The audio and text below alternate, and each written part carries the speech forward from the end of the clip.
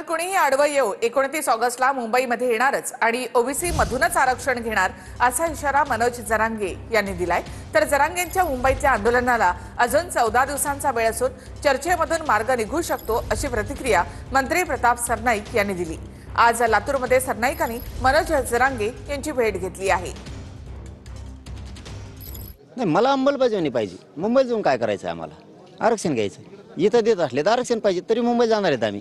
गुलाल घेऊन जाणार, मग दिलं तरी जाणार, नाही दिलं तरी जाणार। दिलं तर त्यांचं सगळ्या मंत्र्यांचं स्वागत करायला, कौतुक करायला, गुलालाच्या ट्रका, फुलाच्या ट्रका इकूनच JCB येणार आहेत आम्ही त्यांच्यावर फुलं टाकायला बी। तरी जाणार, मुंबईला जाणार हे पक्क आहे। कोणी आळवा आला तरी मुंबईत आम्ही जाणार म्हणजे जाणार।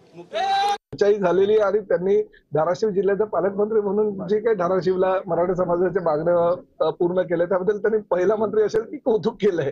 कौतुकापेक्षा जास्त जे काही राज्य शासनाची भूमिका आहे ती भूमिका त्यांच्यापर्यंत पोहोचवणं किंवा अजूनही 14 दिवस म्हणजे 2 आठवडे आहेत त्यांच्या आंदोलनाला त्यांनी जी तारीख दिली त्याला। त्यामुळे मला असं वाटतं की चर्चेतून मार्ग बराच वेळा निघू शकतात।